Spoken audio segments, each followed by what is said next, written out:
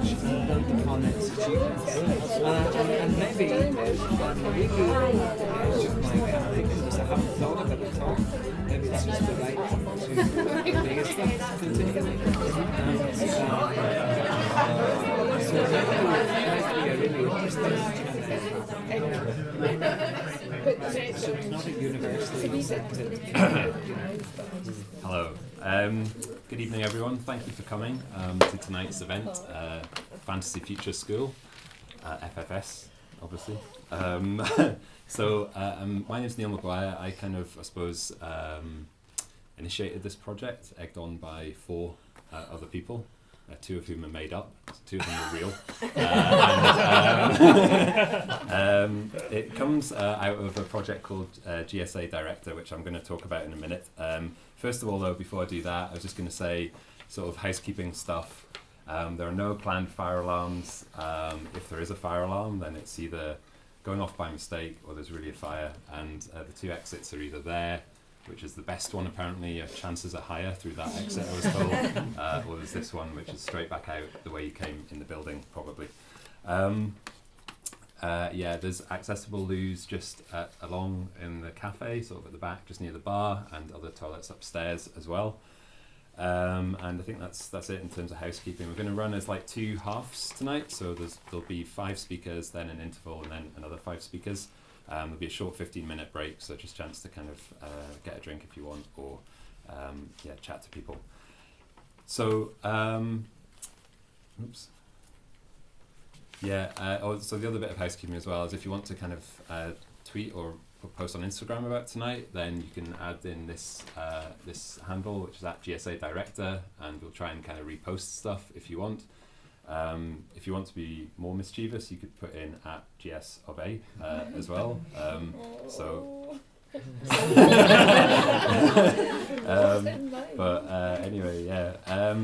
I think first and foremost, I just really want to thank the people who've agreed to talk tonight. I think sometimes you get an idea for something and then you kind of go and sort of test it out with people that you know, and then you sort of test it out with a slightly broader group of people. But I just really want to say thank you to the speakers for their generosity in terms of speaking tonight. It's sort of, I think in some ways kind of sums up the kind of a spirit that kind of like, for me, sort of encompasses kind of what art school is about and what it was like for me to go there. So thank you to the speakers. So that just gives you a flavour. Tonight might be slightly ramshackle. All of the slides were sort of gathered in the space of about a week. Some of which were sort of put into the presentation about like half an hour ago. So apologies in advance if there's any technical difficulties. We'll just kind of roll with it and deal with it. So the GSA Director project, basically it was an idea that I kind of either had in a dream or in the pub, and it was one of the 2, but it was basically the idea that kind of when, obviously we're all aware that kind of GSA has been going through quite a difficult time recently, and appointing for a new director. The interviews are happening today, so this event was kind of designed to kind of coincide with that. But prior to that, we'd kind of thought about this idea of doing a kind of collaborative, crowdsourced application to the job of director. So encouraged by those 4 people, 2 of whom were real, 2 of whom were made up, I kind of set up a very hastily sort of put together kind of website to gather people's ideas for how they think the art school could or should be and how it should develop. And through that website, we gathered, I think, about 42 kind of sort of applications from people who were interested in getting involved. I kind of put them together into one big application and sent that in to the recruitment agency that was running this job, running the recruitment for this job. That application was received. You can go to gsadirector.xyz and read it if you want. It is basically literally like a Frankenstein job application, an amalgamation of all of these kind of different opinions about the art school. And some really, really interesting kind of stuff was kind of gathered, some really interesting ideas about the art school's relationship to the city, about the art school and access, about class, about the nature of teaching art, design and architecture. So it was a really kind of rich, quite eclectic, very varied kind of application. Anyway, as you might imagine, the application was rejected, which I think was not obviously a great surprise to anyone, not least myself. But anyway, that came back, and then I think on the back of that, someone was sort of saying, well, like, it was quite interesting because there's quite a lot of people kind of were interested in the project, kind of got involved, and it was kind of like, well, maybe we should try and wrap this up somehow. So that's why we're here today. It's a kind of a way of trying to sort of bring the project to kind of some sort of culmination, and maybe it'll come back to life in some point in the future, who knows. But basically what we wanted to do today was run an event called Fantasy Future School, where people would talk about and speculate on what an art school might be. So today is like a range of very, very eclectic kind of presentations from a range of different people who are like practicing artists. We have some students, we have people who are working as architects, people who organize events and festivals, but people with, I think, really interesting kind of ideas about what that might be and how that might kind of work. The kind of nature of this event, I guess, is just that we should come together and we should talk about and air those ideas, and at the end there'll be a chance for discussion either here or maybe in the bar afterwards for some of these ideas. It's not about trying to necessarily come up with a definitive answer, but more the process, I think, of actually the way that this is kind of this project has happened has been really interesting, I think, in terms of thinking about kind of community and about what that means within the context of creative education. The tone of everything that we tried to do is what someone who's a writer referred to as jocu serious, so basically jocular and serious at the same time.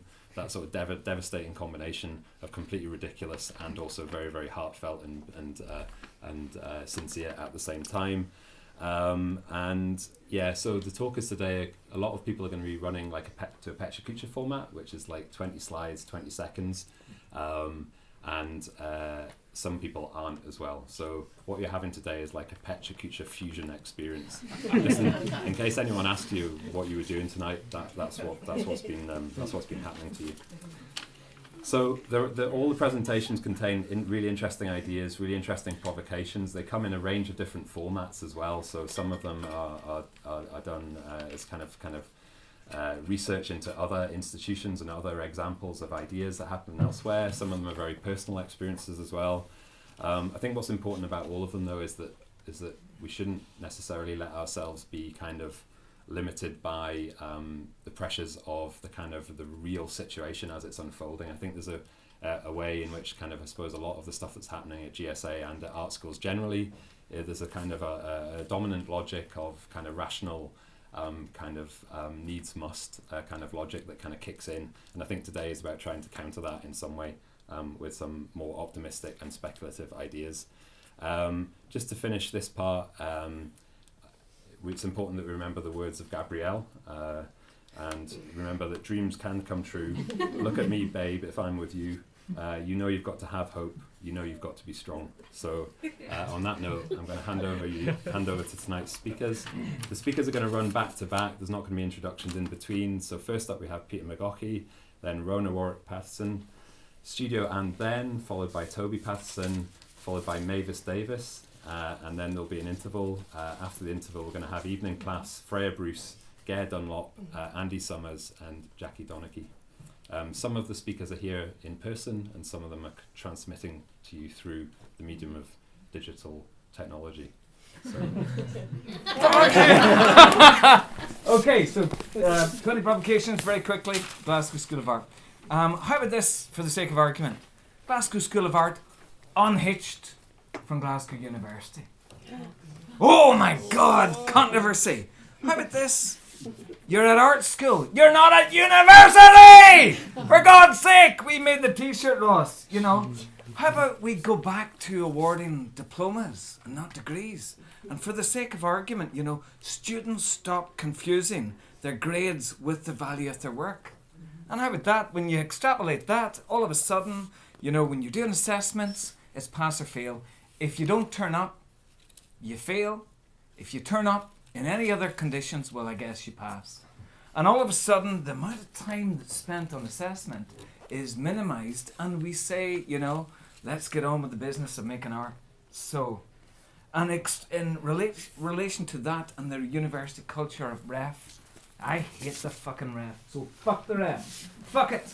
Fuck research culture. I hate it. Others maybe have dominated. All it has done for me is stripped my sense of self as a person who works at art school.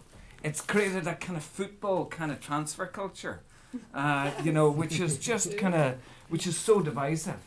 Trust that people who work at an art school are all researchers. Reward them kind of as much as you can and just let them get on with it as well. So that's point one. They're not all that long. The project to revolutionise the status of art. Glasgow School of Art is an art school, for the sake of argument. This is talking in a future state. It attracts and supports artists, taught by artists, run by artists. The director is a practitioner. I believe that one of the applicants for the job today was a practitioner. Is that right? And it's this idea of management culture again that is, we've become colonised by the idea that we can't do it for ourselves. So fuck it, let's get on with it. Let's put a salary cap. Who at Glasgow School of Art needs to earn more than 50k? Tony Benn said who needs to earn more than 100k. I'd cut it to 50. Really, do you need to earn more than that? Just collapse it all down and make it manageable. Why not pay technicians the same as lecturers and lecturers the same as technicians? So keep it going. How about this? How about the idea that every member of staff at an art school has a 10-80-10 contract? 10-80-10 contract, no matter how much work you do. 10-80-10 contract means that you spend 10% of your time in addressing how people arrive at art school, 10% of your time in how people, what they do afterwards, and 80% of your time teaching at art school. I think that would work. Oh God, I knew these wee bits of paper would get all mixed up. How about this? We have a creche in art school! How about that as an idea? And what's more, imagine this is Rennie McIntosh's big kind of mistake when he designed it. That creche isn't just some kind of support system. It's centre stage in an art school. And it's like an engine that drives everything else that happens. And those wee people running about with their kind of limitless, untrammeled relation to play are just, they kind of just put us to shame, and we remind ourselves of what energy we should tap into. So creche at art school, absolutely that. How am I doing in time, Neil? Not good. How about this? How about this? The school understands itself as an experimental laboratory, furthering research into the ineffable and strange and the beautiful and the damned. But at the same time, an art school continues to educate Turner Prize winners and nominees and all the rest, a cornerstone of our understanding of traditional practice. But what about this idea of a new attitude, a new breed, a kind of 21st century idea about the artist not bound by those conventions of modernism? We need to continually reflect on, who we are and what time. And I personally love the idea of the artist as the in-betweener, positioned like the APG model to interpolate, interrogate, and change society. So they're all tooled up. I don't know what the fuck that is. Okay, this is an important one, right? This is a good one. This is, Jackie, as we were saying, this is my one good idea for you tonight. This is kind of, right, universal basic income. Massive idea. Running in the American elections at the minute. Don't have time to go into it, but it's important and really relevant to artists. Artists need to be informed and really vocal about universal basic income. So how about this? An art school as a pilot. Glasgow School of Art, for sake of argument, as a pilot for universal basic income. A 50-year pilot. Every person who comes to Glasgow School of Art qualifies as a pilot, as it's been done all over the world as pilots, for universal basic income. The Swiss voted on €4,000 per month for life, and they rejected it by 75% to 25%. It's an on-means-tested citizenship award for being here. Once you get to 16, and I think when you're older, you get a wee bit more. And it's what is really important about the idea of an art school and an artist, or somebody, anybody who's looking after their own creativity, is that the reason that so many people reject it is because they're still stuck in a quite 20th stroke 19th century relationship to the idea of meaningful labour. if you don't have a meaningful job, then you don't mean anything in society. Artists know that that isn't true. You know, artists frame their own questions and find their own answers. They do brilliant things in the world, and I think artists are the people who need to lead the argument about how we move to the project of the Industrial Revolution and say, you know, our meaning as human beings is not related just to meaningful labour. It's all sorts of other things. It's poetry. It's kind of doodling about sketching. It's fuck you. I've got to do a few more. Okay. That doesn't matter either. That's all right. Nearly done. I think it's really important, just for those of you whose field is not conceptual art in the 1970s, nor durational performance. Can I just make a plea to say that I think that they hold tools for our lives, tools for our living, that are really amazing. I kind of often think of it for myself like a whim generator. Imagine you had an ability to take a whim and turn it into an action in your own life. And I think that the route to that is study conceptual art in the 70s, look at durational performance, and you have the recipe there for the things that allow you to build whatever is important to you to make it manifest in your own life. And I think so. Great, do it. Smackety built.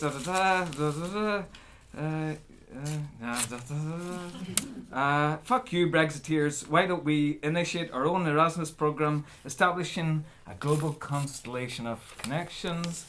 Goal students. I think it's really important that at an art school, if you have an idea, which is a good idea, to kind of support people in, you know, who are at, you know, different stages in a class system, who have different ways to get a place. You don't stop once they arrive through the door. You have to support them for their duration while they're there. So make that happen.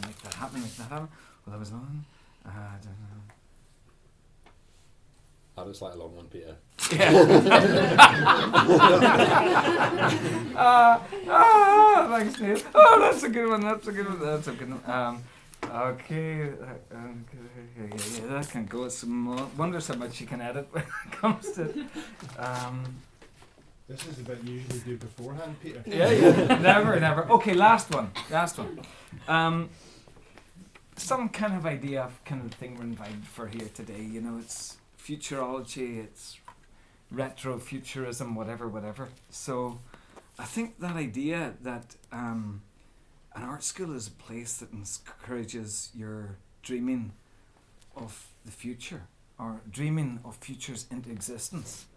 And I think it's quite nice to think that back in 2020, an event at the CCA led to a revolution, headed up by Professor Neil Maguire, you know, where people learned to think of work as placing their ideas in the past tense. I think that's a really useful tool for thinking about provocations around how the context is half the work. Because I think as soon as you place any idea that you have for anything discussed tonight into the past tense, you have to think about human beings and locations and timescales.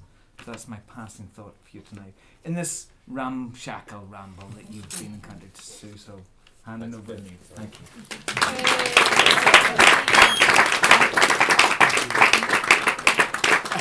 I made a mess of the room already. I think I might do that as well. I loved being at art school. I just loved being at art school.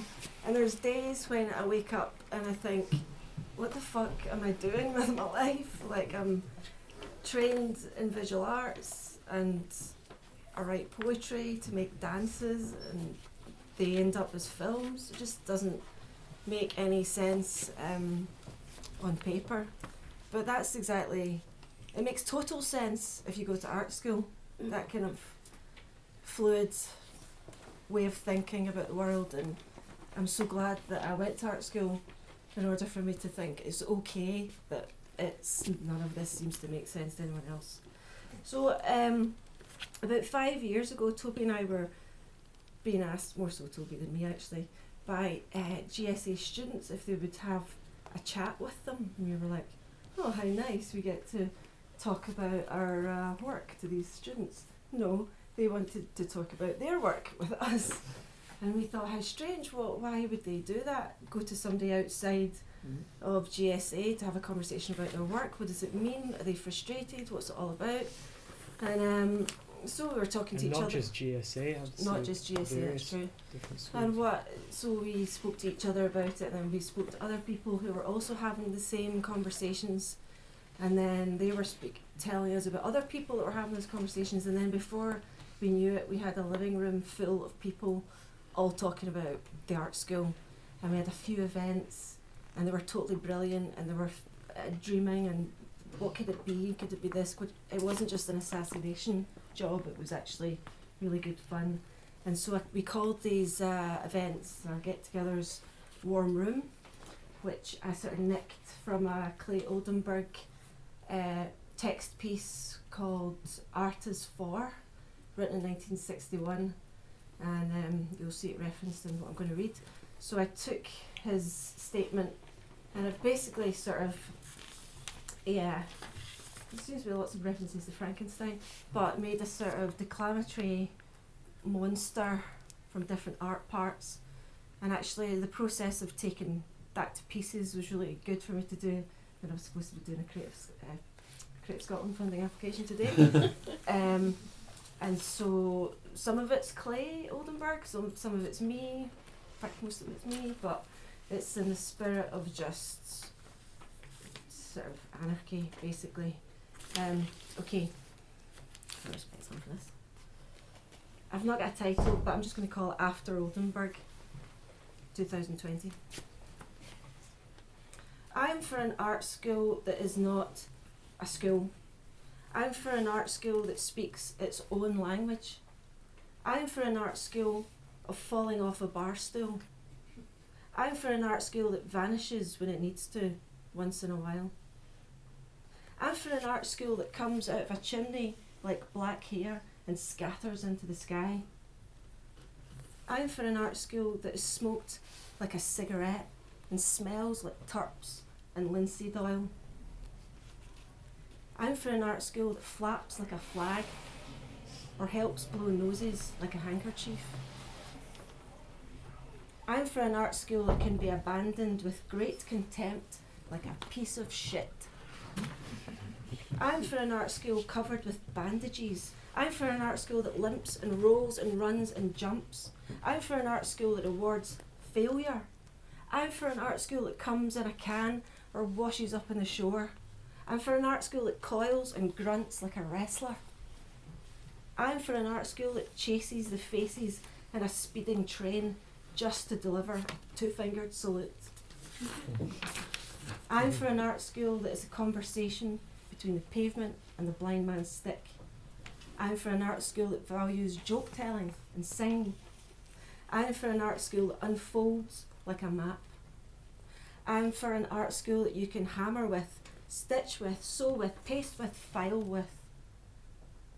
I'm for an art school that does something other than sits on its arse and rakes in money. I'm for an art school that embraces intuition. I'm for an art school without departments. I'm for an art school that tells you the time of day or where to find a black wing pencil. I'm for an art school that welcomes children. I'm for an art school that splits when you step on a frozen puddle. I'm for an art school that is the worm inside the apple. I'm for the art school that is the sweat that develops between crossed legs. I'm for an art school that helps old ladies across the street. I'm for an art school of cheap plaster and enamel, of worn marble and smashed slate, of rolling cobblestones and sliding sand, of slag and black coal. I'm for an art school of dead birds. I'm for an art school that smashes all the windows and stays to explain why.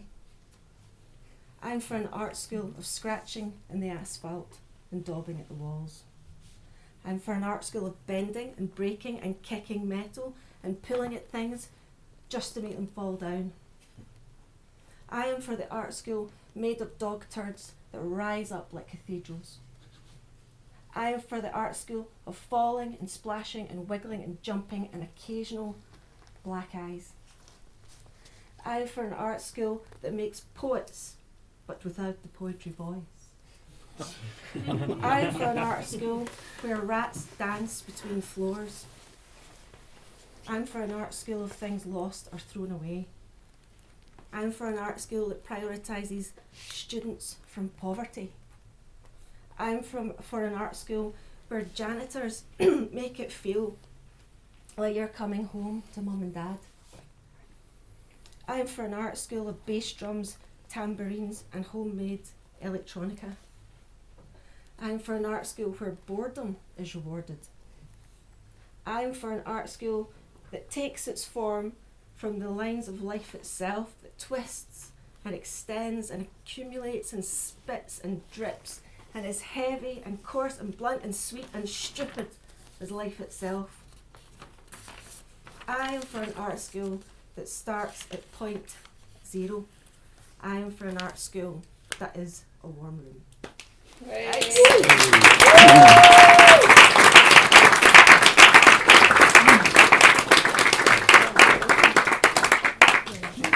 Hiya. After that poetry, we are the sort of dry pie chart. Get comfy. So, we come from a studio called And Then, and we're a design strategy consultancy. So, in brief, that means that we work on the strategy for design things, whether that's a product or a service or a brand or something a little bit vaguer, like a policy or a new way of thinking. And we all went to GSA as well, and then was kind of born at GSA as well. I did a residency there a few years ago, and this company kind of started as part of that. So while what we do is design strategy, we kind of blend two different fields together, one called design research and one called features thinking to do that. So design research being basically understanding people and their environment and the way they interact with things now, and features thinking being about understanding those environments and how they change over time. So we often also help organisations kind of build visions and help them think about not just how the future is going to change, but where they want to be in that future. And we've done quite a lot of work over the last year in the education space. So today we're going to share some findings, not about GSA, but about other education providers, and kind of talk about whether the futures we've discussed with them are preferable for GSA or not. Mm-hmm. So just to give you a little bit of context for some of this research, I'm just going to sort of really quickly go through what the project was actually about. So it's called Near Future Teaching. It was a project where we co-designed a values-based vision for digital education at the University of Edinburgh.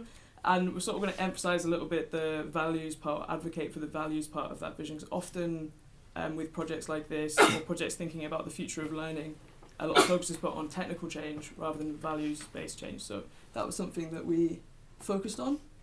Oh, it is quite sensitive. So quickly just sort of going through the process of the project, what we did is we spoke to around sort of 400 students, staff, community members of digital education at the University of Edinburgh, and we did a lot of synthesising of interviews and came up with some values and opinions of what those people, what the community of the University of Edinburgh thought. And then we used those values and thoughts to create some visions based on some desk research that we did about what the future of education kind of looked like. And that essentially informed some scenarios that we're going to run through in a moment. But just to sort of give a little bit more context, some of the things that we're thinking about in higher education, or what's sort of happening in the higher education landscape from the point of view of this project, is that there are a lot of kind of private sector education providers, which looks like it might lead to a lot of commodification of education, essentially. So that might mean that education is entirely structured around employability. There's potentially less room for creative, exploratory disciplines such as the arts and humanities. So people like Hyper Island, you can see, are doing this kind of stuff.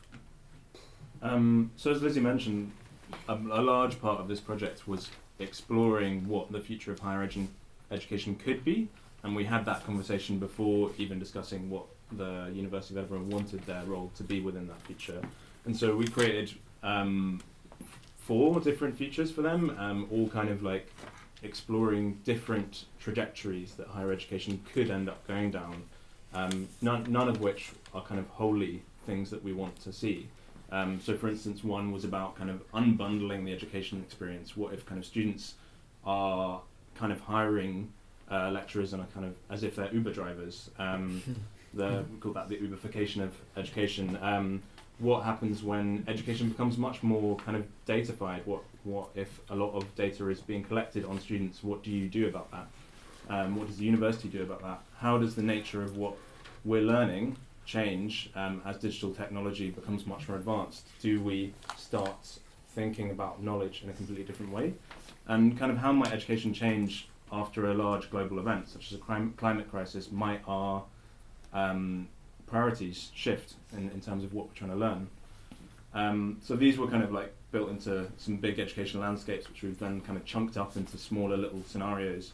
And so what we're going to try and do now is run through some of these scenarios, a lot of which we probably don't want to see happen, but we're going to try and gauge the room to see which of these scenarios we think might have some value to an art school. So scenario number 1, pay-as-you-go education. The university or the educational institute has created a lot of flexible pricing models. Maybe you can pay as you go, as you progress through a course. Maybe you can pay for different levels of engagement with a mentor. So, hands up if you think this is good for the art school. Hands down if you don't. Sort of halfway up if you think there's maybe something in it. For the tape, no one. So there's like a 1. There's like 1 halfway up. So. We've got loads, so we'll rattle through them. So, accreditation over time. It's common for people to be educated across all stages of life, building portfolios of micro-accreditation over the life course.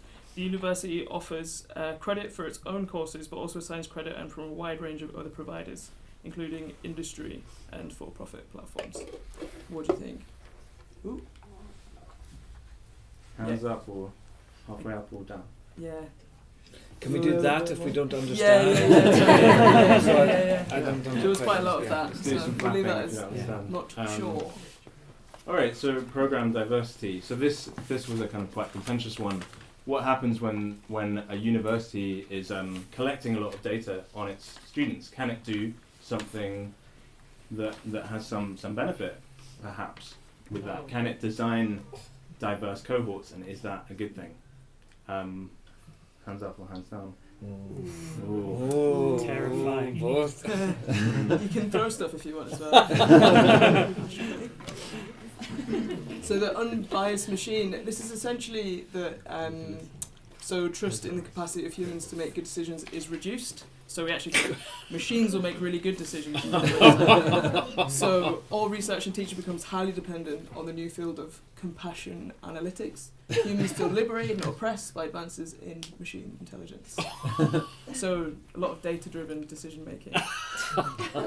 Cowboy yes, or yeah. Cowboy does like All or some fun. nothing. All or nothing. Yeah, you're right. Over the heads.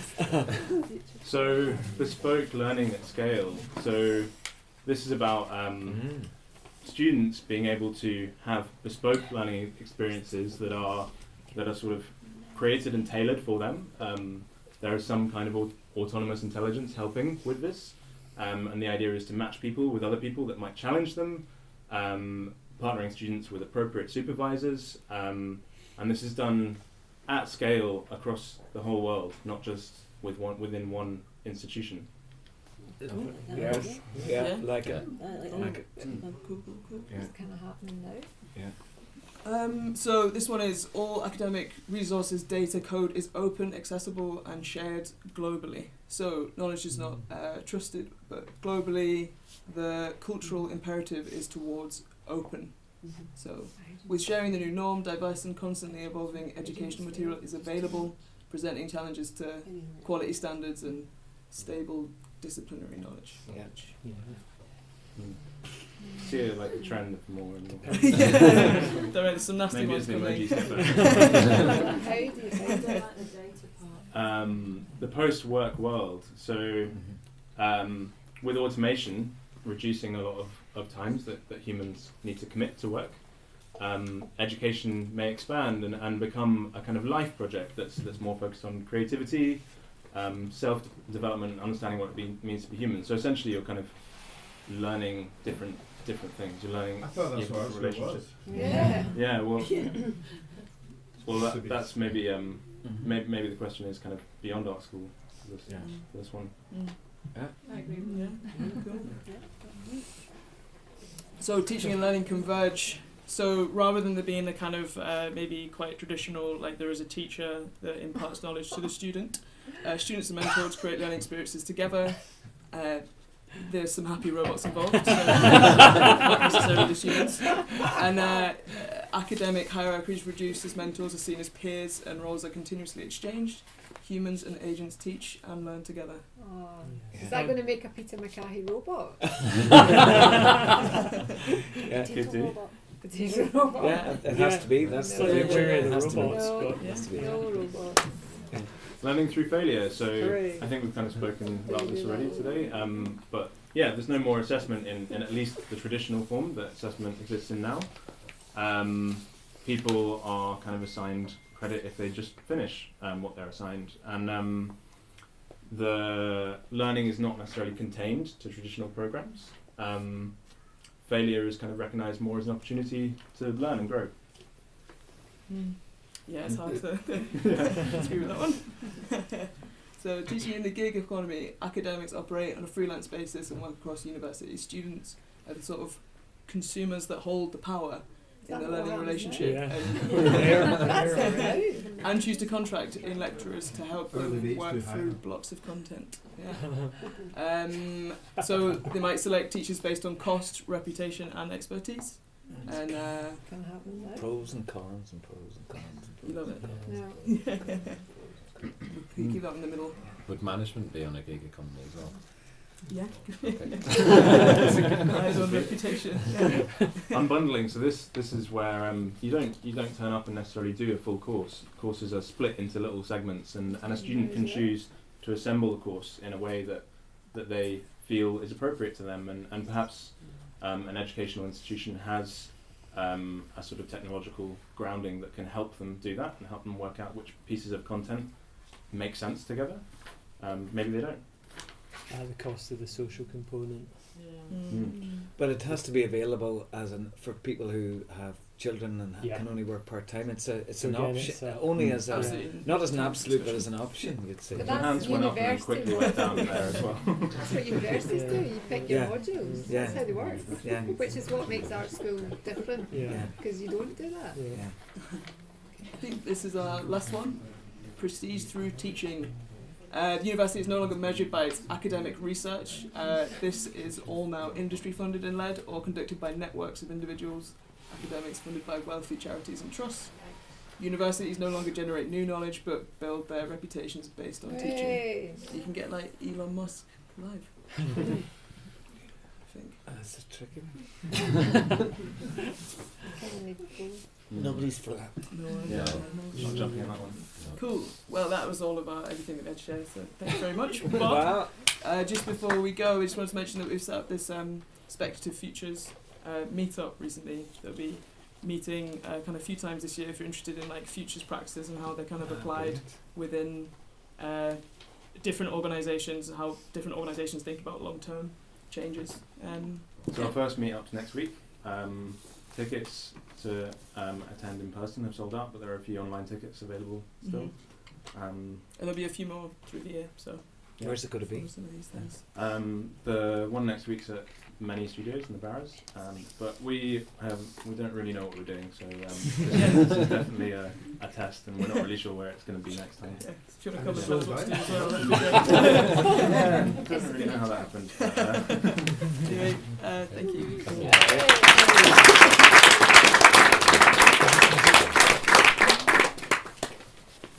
Yeah, we're on timer. Oh, I Yeah. tried to do it. I tried to do it with Kucha, so apologies if this doesn't work. Right. As I suspect is the case with all of us here, I've done a lot of thinking and talking in recent years about Glasgow School of Art in particular and the predicament of art schools in general. I graduated from GSA a quarter of a century ago this year, and like many I felt confusingly semi-detached, yet umbilically connected to the recent panoply of disasters. But prior to these, questions were already arising. Why are there so few practicing artists to be found at art schools these days? Has the process of ever-expanding managerialism and institutional retrenchment made it impossible to work at an art school and be an artist? I know there are exceptions to the rule here tonight. To move beyond the admittedly grave challenges facing GSA to the general malaise, is it viable anymore for practitioners in fields that cannot be quantified or defined by metric-assessed outcomes to play a role in education? Maybe the universality of the late Mark Fisher's business ontology simply precludes me and my ilk. Of all the disciplines, imperfect as it may be, architecture seems to be better at balancing practice and pedagogy in a way that, despite commercial and bureaucratic measures, ensures for students a degree of contact with the world they aspire to join after graduation. In the context of fine art, however, it seems the contemporary art school will happily bask in the reflected PR glory of commercial or critical affirmation attained by alumni, whilst failing to adequately support the efforts of teaching staff to connect students directly to the artists who form the context into which they will emerge. On the rare occasions I'm asked to contribute to a day of tutorials or give a talk within UK higher education institutions, the request is unfailingly accompanied by apologies for the dire level of pay or the inability to engage visiting artists in a structured way. I'm not complaining, it's just frustrating not to be able to consider exchanges with younger artists as an aspect of my practice. However, thanks to social media, I now speak one-to-one with more resourceful and self-motivated students of all stages of development than I do via the formal route of art school tutorials. I do this willingly and for free simply because it bolsters my faith in art and society. And this is where the idea comes in, or rather returns from. Following conversations within the aforementioned warm room group and my participation in the process-driven physical intellectual activity of Test Unit, how do we better connect young artists, designers and yes, architects into the best art school ever, the city itself? Either despite or because of more than 2 decades of hype, Glasgow is arguably the best city in the UK to live as a young artist. I'm constantly amazed by the ever-expanding ferment that I only catch glimpses of, but I know is there.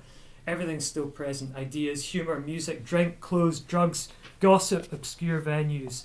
But to the power of 10, with a hitherto unthinkable diversity, all this in spite of the barbarous politics of austerity. I don't know if it's legitimate to romanticise something one is only tangentially involved in these days, but doesn't all that essentially sound to you like an art school, but in a way that real art schools, especially ones that close their student unions because they operate at a loss, can no longer understand or replicate? With Warm Room, we spent a lot of time discussing the practicalities involved in establishing a socially and economically inclusive cohort, resourcing any resulting activities, whether or not to care about qualifications. For now, I'm going to invoke Neil's fantasy clause. But we can look at the common question: what about the building? As should be scorchingly obvious to everyone by now, buildings are a costly pain in the arse. So let's take architectural provocateur Cedric Price's lead and ask, do we really need a building? Whilst we're at it, maybe we should also consider the couple looking to build a house, to whom he responded, you don't need a house, you need a divorce. Maybe it truly is over for art schools, as David Harding presaged in an excellent 2004 essay in which he quoted Aida Mariam, saying, the campus is now a site for a clash between 2 pretty fundamental values, the instrumental and the intrinsic, auditors versus intellectuals, a bleak prognosis, but it's not over for art and it's not over for cities like Glasgow.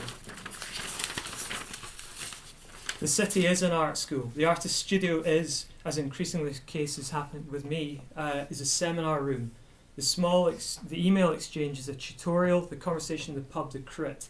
It was ever thus, I suppose, but to consciously harness it, program around it and raise resources to make such engagement ongoing is new. I slightly ducked some practicalities earlier, but we must remember that despite the critical mass we might embody, Glasgow is still a city that is half empty. This is my commute. There's space and surprising connections to be made. There are also innumerable studios and clusters of workspaces. this is where my studio is, alongside a painter and cabinet maker who works in film and TV, brilliant graphic designer, another painter who's a digital and AV specialist, and an organisation that commissions design projects and exhibitions. Basically, we're an atelier with a century's worth of aggregated experience just waiting to be tapped. There are dozens of places like this in the city, even before you get to the big studio complexes. The most genuinely inspiring experiences I had at art school was a result of meeting autonomous artists, and the rare occasions one was able to visit a studio to start imagining a way of being and working only amplified that impact. Now, I was lucky enough to open a solo show last Friday. I suspect that people were looking for an excuse to blow off Brexit steam and drink free beer and move about in a blur in an Alan Dimmock photograph. But at first, the large attendance took both me and the gallery by surprise. Then the enthusiasm, wit and relative diversity of the crowd delighted me and gave me genuine hope. We have the people to do things differently, and we have the context too. Here's some photos I took just before I graduated in 1995, aged 21. They show two now impossible views you can no longer see firsthand, looking south from the Mac and from the top of the Newbury Tower. Despite everything, we will always have the city itself. Thank you.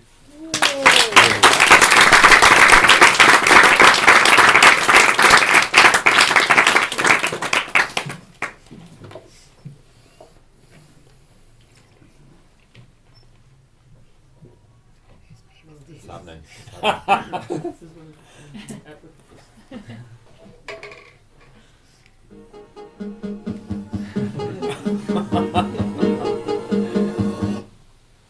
Oh, sorry. I like it. You just revealed the identity of Mavis Davies. That was so climactic. Anticlimactic.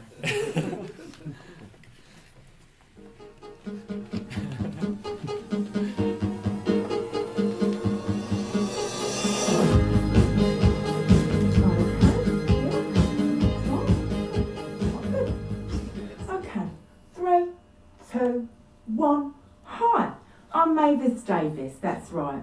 This isn't my first acceptance speech, nor will it be my last. And I'm here to accept the position of 268th GSA Director, or Director of Fantasy Future School, whatever you want to call it. Now, when I told Two Hands Henry and Eric the Brick down the club that I was going to be 268th GSA Director along with 267 others, possibly more, they couldn't believe it. But when I explained to them about the collective spirit, working together in solidarity to be truly representative and representational of a real art school that we truly want, they got it. They liked it. Well, they couldn't understand it. The scabby sods currently taking individual interviews for our jobs, ladies and gentlemen, right now. Now, they couldn't understand that, and neither can I. And I like to think of those kinds of people, maybe, and I'm not pinpointing or being a bit bullyish here, but they're like a quiche Lorraine. And then I thought, quiche Lorraine. Now, that's like the worst bit of a buffet, isn't it, ladies and gentlemen? And then I thought, well, buffet's like a peachy coochie. And then I thought, well, why don't I explain to the rest of the directors as we take this position together, because that's right, we are, this isn't just a vision, this can be a reality. And I thought, buffet, okay, so got a little bit of script here, sorry. Now thinking of GSA Director as a buffet, the best kind, that you're really, really hungry for after you're dancing your tits off at a really bad wedding, say. And you're desperate for that buffet. You're really tired, you're hungry, you're sweaty, you've really worked for this. And I thought, it's that moment, isn't it, when a beautiful waiter announces the buffet cart is open. The buffet cart is open, everybody. GSA Director is the buffet cart at a shite wedding party. Thank God for buffet cart. And so here is some of what I will be bringing to my role as 268th GSA Director, as symbolised by some really amazing buffet foods in my mind. So this isn't a peachy coochie, this is a buffet. Very quickly. Now, Some of these foods have absolutely nothing to do with the explanation, but whatever, babes, I've got landlady's licence, all right? So you've got 1 minute to learn that. I'm a chicken nugget when it comes to leading the way. The chicken nugget is the trailblazer of the buffet. It's out there first, testing the waters, putting its neck on the line to get shit done. We are all chicken nuggets, or corn, whatever you like. I mean, can't taste the difference when you're a little bit tipsy, isn't it? And when I'm drunk, I really can't taste the difference. But anyway, we are all trailblazers. Then you've got your cheese and pineapple on sticks. Party time. Never underestimate the power of letting your hairs down with your fan. Okay, by fan, I mean the collective, everyone working together, because we've all got each other's backs here. And I will be bringing many, though not too many years of experience, because I'm not that old, but many years of experience, rallying everyone together to socialise in solidarity, because letting those hairs down is really important. And then we've got the onion rings, all right? Make some noise for the onion rings. That's right. Whilst I'm very good at blowing my own trumpet, I can orchestrate the blowing of all trumpets, all right? It's important to be loud about what we're proud of, all right? And I'm very proud of us, GSA Director, very proud. We need to fight for us. We need to fight for what's right. We are onion rings. And finally, Scotch egg, all right? I pared back this buffet. I mean, obviously we'd have a lot more, and I'm sure each of you are bringing various things like sausage rolls or crisps or little triangle sandwich. But finally today, we've got the Scotch egg. Reliable, all right? I've got your back, just like you've got mine. So there you have it. It's simple. It's strong. We are trailblazers, GSA Director, aka Fantasy Future School Directors. We are trailblazers who like to party, will fight for what's right, and reliable, have always got your back. As students, staff, everyone. So, GSA Director, thank you very much for having me tonight. I'm sorry I couldn't be there, but I do have to call the bingo tonight. And that's very important because we do have a large audience, probably of about 13, I'm expecting. So thank you. P.S. I'm single at the moment, but just don't tell my boyfriends. Also, I introduced the idea of talking to camera way before Phoebe Walls and Bridges. Thank you.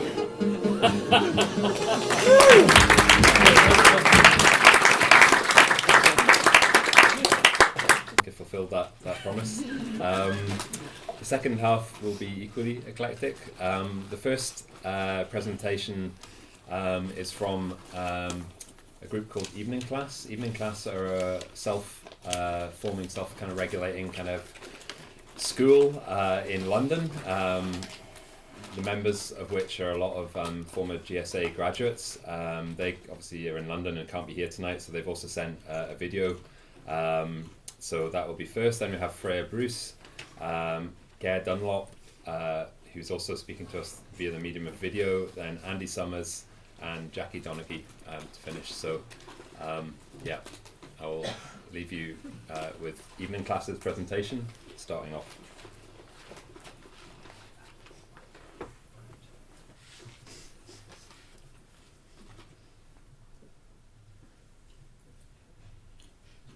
Oh, maybe not. I guess, yeah. Was it? I think you need to click it.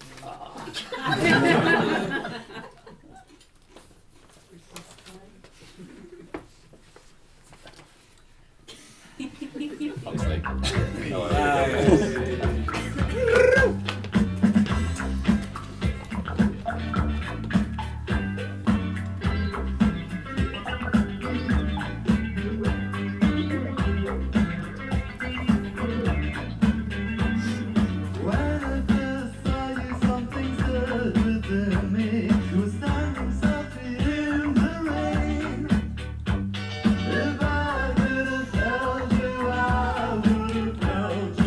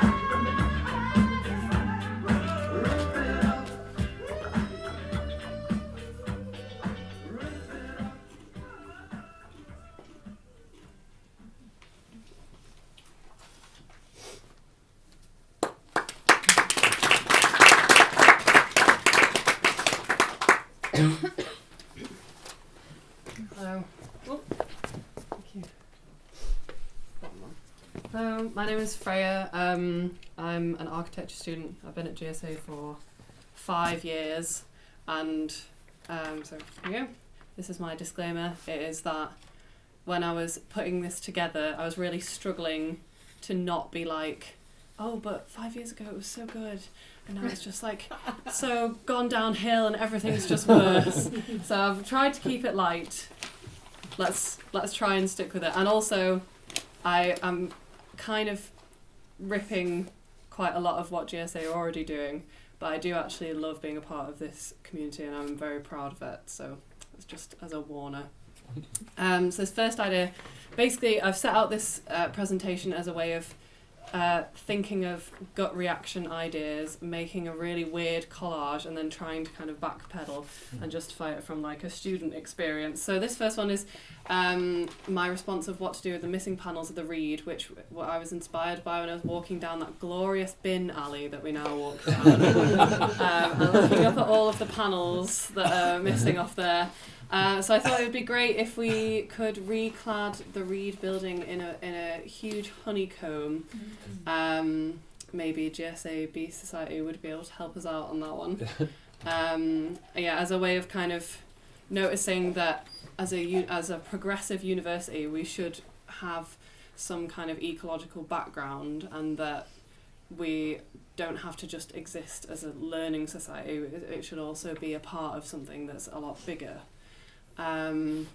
So this is my next proposal, which is obviously taken in jest, but because of the rising student numbers and the amount that people talk about an increase in profit that is seen, we see a massive decrease in the student experience, because people are pushing for profit, and the MAC is also consuming so much money at the moment.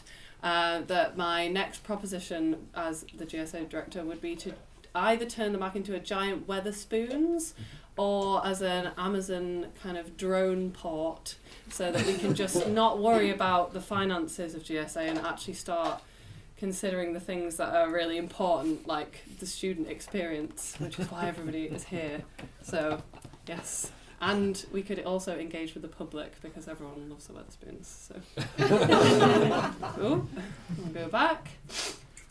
So from an architectural background, I was really trying to resist this, but I did it anyway. I thought it'd be really nice if we could expand the campus of GSA from out with the campus that we have at the moment. So I was thinking, this is St. Peter's Seminary in Cardross. And it would be great. It's such a huge, empty, at the moment, space that has such potential for creative characters to come and kind of build their own installations. And I know that this does happen within GSA a little bit, but I think that in Glasgow, especially where there's so many buildings that, I think as mentioned before, there are so many buildings that aren't used. It would be great if we could kind of utilise that. So this then leads on to my next train of thought, which is in order to have more spaces for students to spread out, because I know that in my studio I am very, very lucky to have my desk, but you always end up wanting to spill out further and further along. So what if we could build giant pontoon studios, which we could have on the Clyde, obviously weather dependent, but yeah, why not? It would be great. So this is my proposal, which I was getting increasingly angry about. I think it was 2 years ago when we had, we were told that we were going to have to start hot desking. And I was very, very angry about this, because my desk is probably the most important thing to me at university ever. I could not live without it. So my proposal as GSA director would be to make it a compulsory point on the kit list. So you have your own kind of desk backpack, so that you don't have to have a desk at GSA. You can just You can just turn up and be ready, get all your art materials out, and then you pop up this little desk. So you don't need to share your desk with anybody else. You already have one. I'm going through this quite quickly. I'm a bit nervous, but it's fine. So the next thing that I was wanting to reflect on is kind of links in with a thing that a couple of other people have said about GSA as a community not kind of looking inward on itself, because I think there is a tendency for a lot of people to, because their work is so personal, which is obviously a great thing, but it becomes quite self-obsessive as an individual, and then as a community of GSA itself becomes so perpetuating that we should be able to, as an institution, kind of rebuild our relationship with the public, which I think was lost slightly due to the Macintosh fire when it started, like the rebound of that, of loads of people not being, the second one, loads of people not being able to get back into their homes. And I think it's kind of the Mac acts as a symbol of how GSA has kind of become like dissociated with the rest of the city. So you need to stop becoming so self-obsessed. The next idea that I had was that every Friday we have a huge banquet, maybe outside the Reed building, who knows. And that idea would be that we spend, as an institution, we spend so much time creating, wanting to do more, wanting to get out more, do this event, do that event, create this, create that, that I think we need to be able to reflect and spend more time kind of stopping, reflecting, and actually enjoying what we're creating, because a lot of it is quite good. So when I was walking through the Reed and I was looking up on these big voids, I was thinking about, I realised how how random all these ideas are, but hopefully it'll start to come together.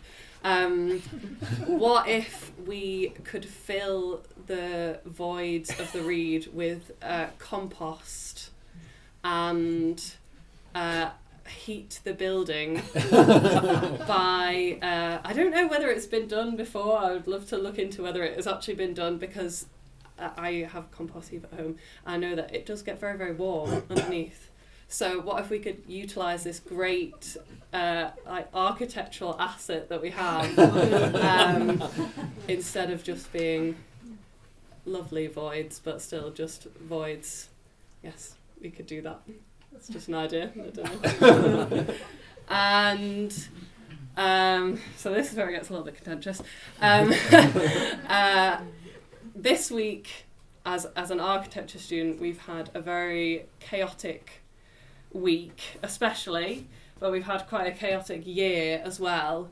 And as part of the student council, I'm finding it increasingly infuriating that everything, all of my concerns about GSA seem to be directed at this kind of amorphous blob of management, which nobody knows what the hell is going on. We're not allowed to ask any questions. We're not allowed to be involved. And I'm sure this is an experience that is shared by a lot of people who have hands-on experience with GSA. It just seems like we're kind of shouting into a void, and every time you go up, every time you think you're going up, you're not quite there. So yeah, this is to symbolise all the conspiracy theories and weird kind of cult experience that this seems to have become this year. So this is my last one, and this is how I would, it's kind of sensitive, but anyway, it's like the only thing that I would really want from the GSA director who is appointed is to have somebody who cares about this institution like the students and the teachers care about this institution because we are the people that have made it over so many years. We're the people who are putting in and creating this place that we all belong to, and there shouldn't be this kind of dissonance between those people and the people who manage it from the top. Hear, hear.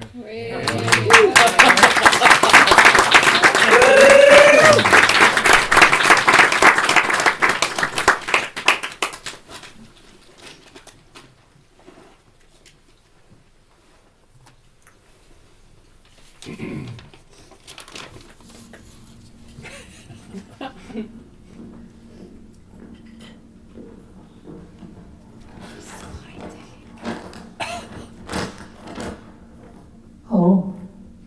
I've been thinking about contemporary art for quite some time. That's my job. I actually enjoy that. I'm very lucky to do what I enjoy. But I'm awkward with it. I'm awkward with the idea of what contemporary art is and where the edges of it are and what it constrains us from doing as well as what it allows us to do. Many of the claims about contemporary art in the world remind me of the claims made for social mobility. It seems to me many of those claims are equally delusory. So I've been very taken lately with some ideas made by Suhail Malik. In order to rediscover a sense of agency and a sense of purpose, art needs to leave contemporary art behind. I'm not going to summarise what at times is a very dense and closely argued position paper, but basically the systemic logic of contemporary art is obfuscation and hierarchy on a massive scale. As things stand, our access to information, agency and influence is largely determined by patronage and insider knowledge. It generates an insane amount of waste and frustration. Contemporary art is like the delusion of social mobility because it disguises an enclosure process in the disguise of an emancipatory one. So exit contemporary art and build what? Got someone here from Anton Vidocco and Joshua Wood. We still look forward to something that can escape the enclosure of the present time, not as a messianic hope for total rupture, but simply as a means of articulating a form of agency. It does not lean entirely on the professional superstructure of art in order to come into being as art. Almost all artists still believe, in spite of their cynicism, that a similar break is still possible, and that this break can align itself with a cohesive social project. In the meantime, we function more and more like NGO employees who are alcoholic yet naively idealistic. My proposal is that art schools in GSA re-examine all internal boundaries in terms of media and disciplines, focus instead on world spaces alongside inner space. Individualism as the prime virtue needs to be placed into fruitful tension with collaborative inquiry and collective change. So this will allow hermetic and self-centered practices to continue and to be acknowledged, but also to create a situation where there's freedom and energy to explore interrelation between art, learning and communities, art and ... art and geographies, art and politics, art and the global, art and environment. So the art school becomes a meeting place and exchange where people try and refresh ideas about a better tomorrow, or even if there is such a possibility. So where are some places that this can happen and might already be happening? Kinning Park Complex, Hannah Imlach's work with flow country environments, anonymous and critical playful interventions with the city, which very much relate to the way that the environmental art course started at Glasgow. There's Peta Bangka in Indonesia who use art and the digital to communicate citizen knowledge in real time in terms of flooding hazard and what's going on in the town, in the city. Got Anne-Sophie Springer and the team who work on a thing called reassemblingnature.org, which works with publishing, museum interventions, platform building, communication, thinking about what's happened to our sense of the world and can we rebuild a new sense of the world. And finally, I'd like to point out a modest experiment in sharing and change that took place up here. The seminar series and a day conference called Flourishing Art Participation in the World to Come. This happened at DG CAD in late summer and autumn 2018. It focused on trying to reconnect the art school with its city in the context of social and environmental change. And in an ideal world, this kind of event should be an ongoing process. As it is, the Libre Human Trust helped with this, time limited, but we're looking to keep these ideas moving.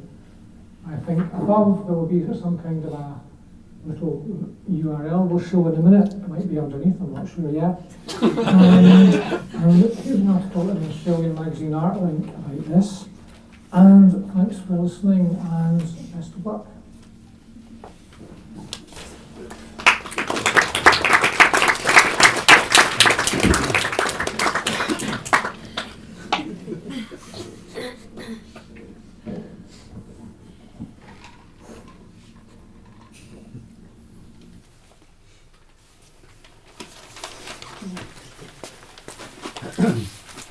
Good evening, my name is Andy Summers. I'm an architect. I'm a co-founder and co-producer of the Architecture Fringe. This might be a mess, please bear with. So the GSA could be the Glasgow School of Architecture, which is a school that does not yet exist. But the most important word within that three-word title is Glasgow. I'm from Edinburgh, so anything I say, blame me. But I live in this city. I think it's a wonderful place, and as many people have said tonight already, it's a really amazing thing to engage with in reality. And essentially this is about reconnecting the school back to the city. The architectural historian Beatrice Colomina wrote about radical, not in the verb sense but in the noun, to look at forming the root, inherent in that, the root and foundations. So to be radical in the noun is to go back to what's around you, back to your context. Glasgow is a magnificent city, said McAlpin. Why do we hardly ever notice that? Because nobody imagines living here. Think of Florence, Paris, London, New York. Nobody visiting them for the first time is a stranger, because he's already visited them in the paintings, novels, history books and films. But if a city hasn't been used by an artist, not even inhabitants living there, not inhabitants live there imaginary. And what do we do with this routing that Colomina talks about? I think it's about imagining out beyond the art school into the physical environment that we are part of. One might say that the art school has become detached from its environment. One might say that it's disconnected, aloof, and I think reflecting and being an active participant in the daily reality that goes on around the school is key to providing work and reflective teaching back into what it then means to go out into society beyond the school itself. Glasgow is the curriculum. Places not Glasgow also exist, FYI. But please note I didn't say other places. So even though I'm suggesting that Glasgow is our focus, we obviously are aware there's a wider context even to this place. Context matters. Why is the school in Garnet Hill? Why is the school north of the river? Why is the school in Glasgow? If none of them matter, why does context then matter? But context does matter. Investing in relationships, long-term work, that is also part of what I think the school should be doing. Not as sort of sometime case studies to then remove the school, but to develop longevity. There's lots of people working in the city. The people out there are not a zoo. We are probably more of a zoo, but to establish things beyond the school again, to slow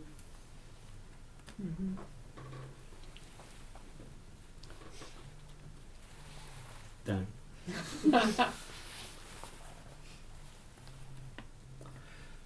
People first. staff plus students plus society. Not staff, then students, then society, but plus, plus, plus, not then, then, then. We need to hang out more,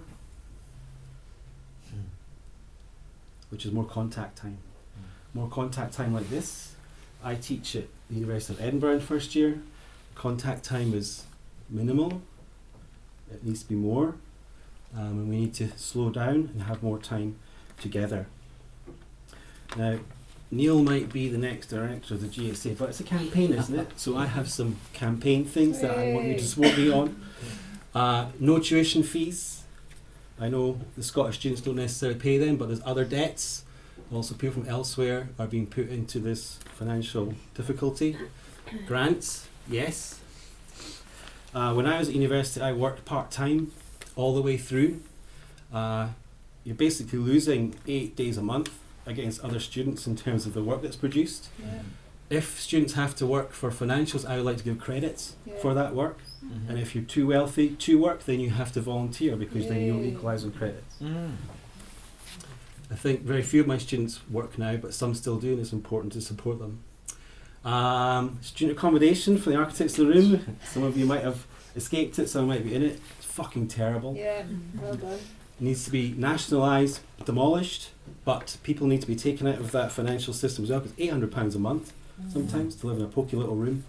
Disgusting. What's wrong with that, Penny? Not everything that counts can be counted, and not everything that can be counted counts. So the bean counters, it's not all about that. Yeah. It's about other things.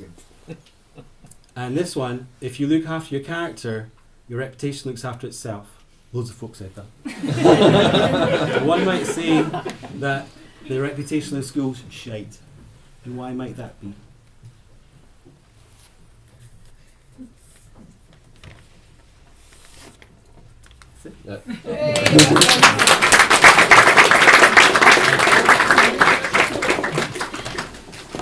Okay, so this, I don't want to say you're ending with the back of a fag packet talk, but you're ending with the back of a fag packet talk.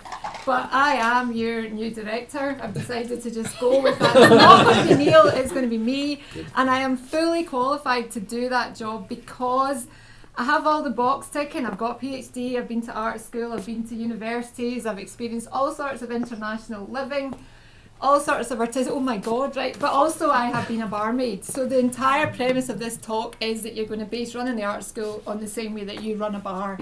So the bar rules are, you be welcoming, you be open, and you be nice to people, and you offer things in return for them coming. I have done it so fast.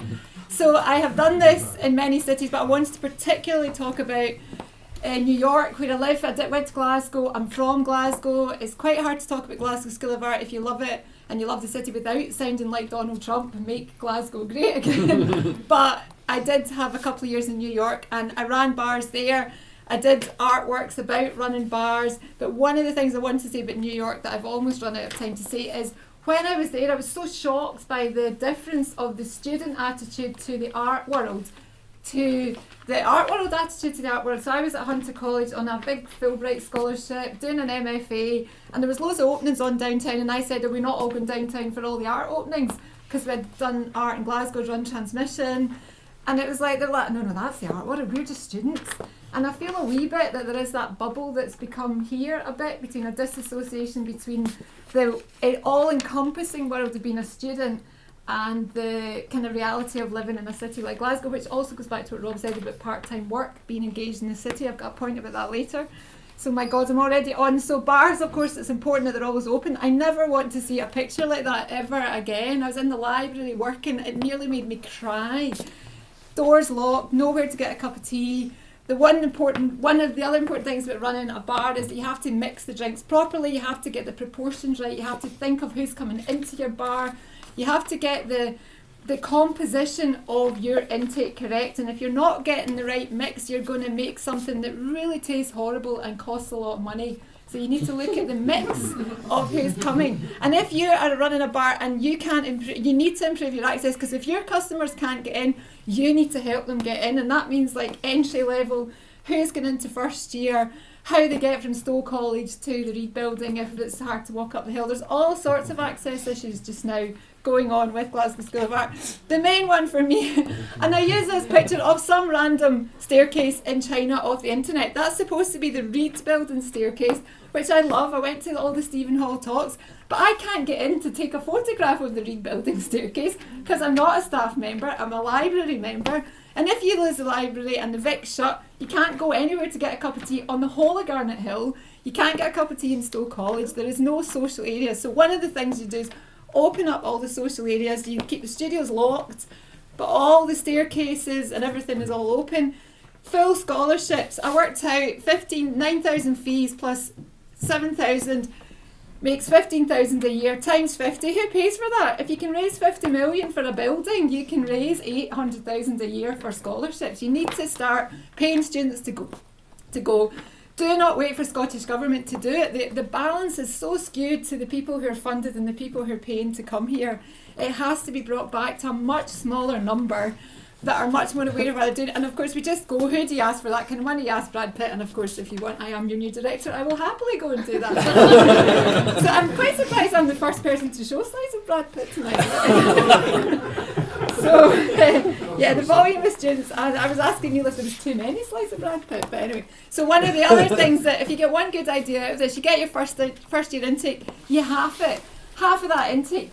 Do a year at City of Glasgow College in the BA course, and the BA course from City of Glasgow College, half of them come to Glasgow School of Art. Just without question, you do a line down the middle, half and half, because all the students who used to go to Glasgow School of Art, a lot of them, the more kind of working class students, are going to the City of Glasgow to do those kind of BA courses. All MFA students, again, Rob's point about part-time work, how you engage with the city.